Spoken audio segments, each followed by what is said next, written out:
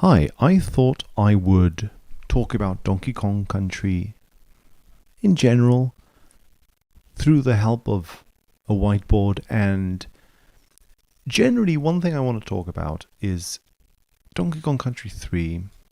We've got this issue of Chaos, the giant robot that's like the final boss of the game, is revealed to have included within his metallic shell Donkey Kong, say DK, and Diddy.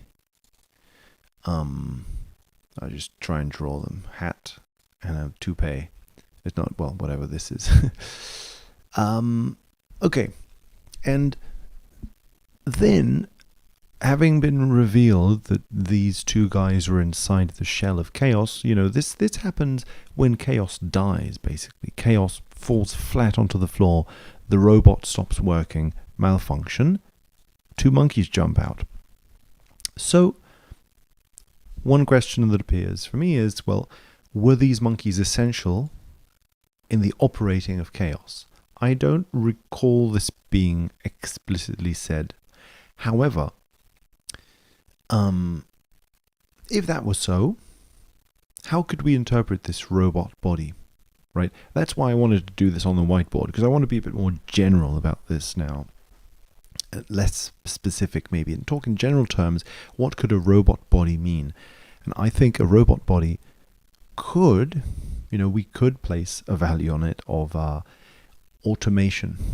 Roboticness could be a sort of an automatic, it's a machine that just keeps on chugging along. So it feels to me almost like an automatic body, a body that operates without your control, so to speak, right? Automatic movement. And I wonder if that could play a role into the story of Donkey Kong. So that's what I wanted to study here. So Donkey Kong says that he was dreaming of being Chaos. He says he dreamt of being a power-hungry madman, I think. Now, of course, that could mean anything. It could just mean a dream about a power-hungry madman with no connection to Chaos. It could be that he dreamt about being King K. Rool. I choose to believe that what Donkey Kong is saying is a reference to Chaos. My reasons for believing this is that he jumps out of the barrel and immediately after jumping out says, "Whoa, what was that? I was dreaming I was a madman," right? So it seems as if coming out of the barrel implies waking up from that dream. That dream was happening before, now it's not happening anymore, and the dream was happening while inside the barrel of a humanoid robot called Chaos who was destroying the world. So power-hungry madman could be the robot, and of course the robot was in turn controlled by King K. Rool behind a curtain. So King K. Rool has got some sort of wires or radio waves controlling the robot. So Donkey Kong, it feels to me as if what the game is saying is that Donkey Kong's dream of being a power-hungry madman is somehow connected to the operation of Chaos. And if so, then how could a dream, Donkey Kong's dream, be controlling actual physical events in the world? Okay, so that's like one of the first things I wanted to... Damn it. Okay, so that's one of the first things I wanted to mention. Second, in relation to all of this, let's think about something else. Wrinkly's Cave. Right, there's these little save caves. You can see light coming out of them because someone's living in them. Right? There's this sign of life. And inside these caves, what you find is a TV screen upon which you can record your game. There is a I don't think we see this, but there is some sort of a cassette tape. And I mean, I'm assuming there's a cassette tape because I'll try and show screenshots of this. When you start the game, you introduce a VHS tape. Not a cassette tape, yeah, like a VHS tape into a machine. Boom, it begins the game. So the game operates because you introduced a VHS tape. The game is saved by going to Wrinkly's TV and saving. I assume you're just using Wrinkly's VHS tape recorder. I think this might even be mentioned in-game, but I'm not super sure. But let's assume, I think it's easy to assume that what you're doing in Wrinkly's Cave, the reason why you save by looking at Wrinkly's TV is because you're saving, literally, the game onto VHS. The way you would,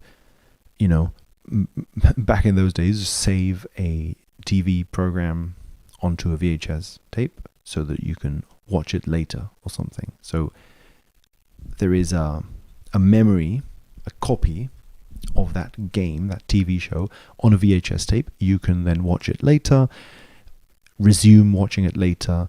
There's this notion of picking up from where you started. But it's a little strange for me because it means that when you pick up from where you started, you're watching a TV screen. You're not just playing a game, you're watching something that's been recorded onto a screen, right?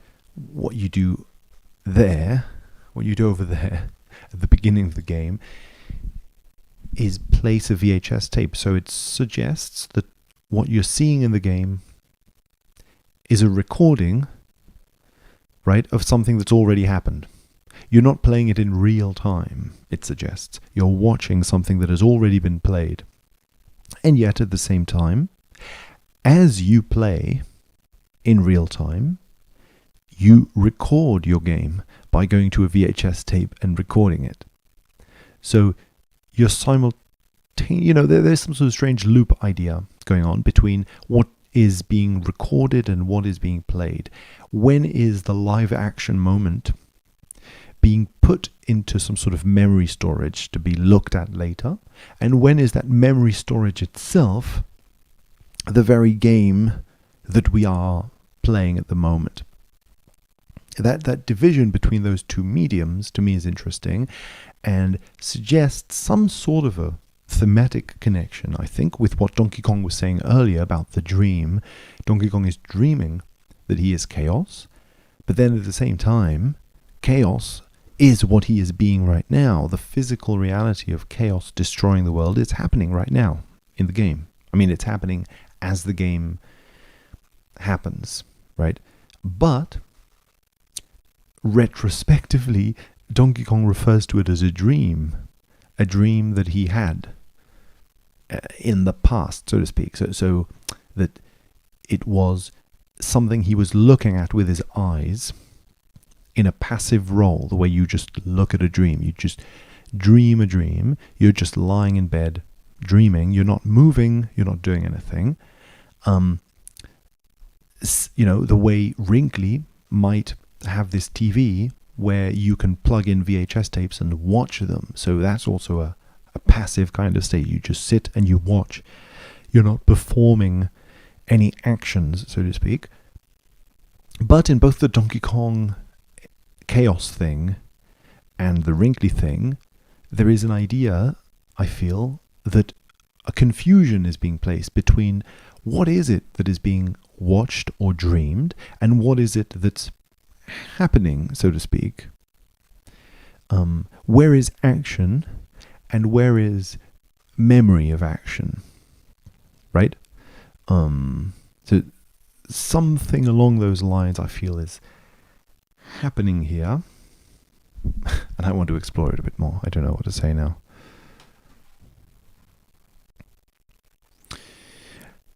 So what I was saying at the beginning about automation, the robot being automated and that being like an automatic body, I suppose what that relates to me right now in my brain is automatic action, so to speak, right? So you're behaving in in some sort of a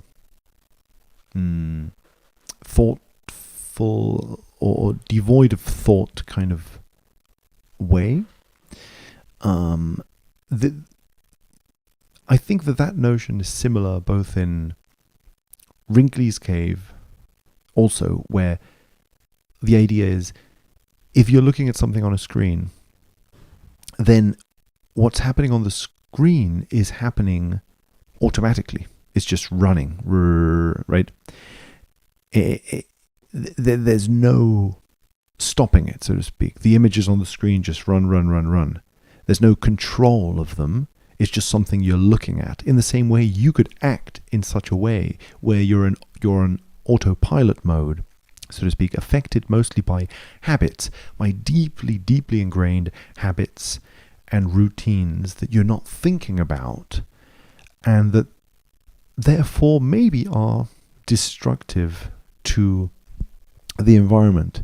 They're things that are devoid of any thought, or you're not really maybe thinking about how you're affecting the world. I wonder if maybe that's also a part of this game in a way. And this may connect even with a third aspect of this game, which is work. There's a lot of work in this game, a lot of workmanship. For example, Wrinkly herself is working out. Often when you see her, she's transitioning between two states. She's either resting on her couch and the music's calm and peaceful, or she's working out. She's sort of doing aerobic exercises, or some exercises of some kind. She's sort of doing stretching exercises. So she's keeping her body fit. She's maintaining her body. There's an action that she's doing that's very conscious. Exercise is a very conscious kind of thing, in the sense that it often denotes a kind of will. You don't just lazily fall into exercise. It's not something that just happens if you kind of let yourself go into your old patterns. Obviously, you're going to have a very deeply ingrained habit of exercise, but I wonder if in this game there could be an aspect of work relating to kind of a choice to work on the body in a way, I feel. There's a lot of working in this way. I mean, even, Wrinkly is working out on her body, but King K. Rool is building a body with pots and pans. He's building the body of chaos. So he is also, in a way, performing some sort of maintenance work on an electronic body. And